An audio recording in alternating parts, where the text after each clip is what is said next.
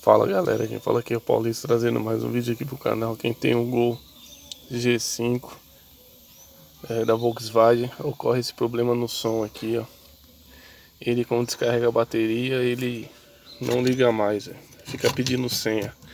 E como eu sou o terceiro dono já, não tem manual do som, você digitar a senha. Aí você fala o seguinte: eu já tentei essa senha daqui, não deu certo. É da etiqueta também, porque às vezes as pessoas marcam, mas eles tiraram a senha, tá vendo? Tá rasgado aqui. Não tem. Você leva pra concessionária, eles cobram R$ 150 e outro lugar R$ 250 só pra arrumar a senha pra você utilizar o rádio. Aí você faz o seguinte: você vem aqui nesse EPROMzinho, ó. Eu removi o EPROM aqui, ó. Tá sem. Desse aqui do lado, ó. Quer ver? Eu vou até mostrar pra vocês apontar. Aqui, ó. Nesse aqui, ó. Você tá vendo aqui, ó.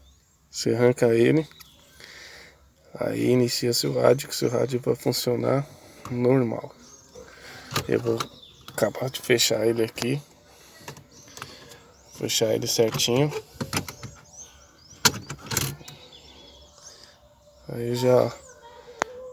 Aí eu vou fechar ele certinho, já vou ligar aqui pra vocês verem. Que ele já vai funcionar. Ó, erro de CD, FM. Isso, já tá funcionando. Aqui erro de CD só, ó.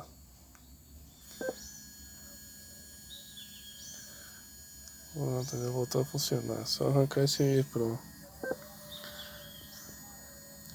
Que aqui é só mexer no cabo do CD agora, volta normal, botar a antena, funciona normalmente. Fica a dica aí, até o próximo vídeo. Fico com Deus.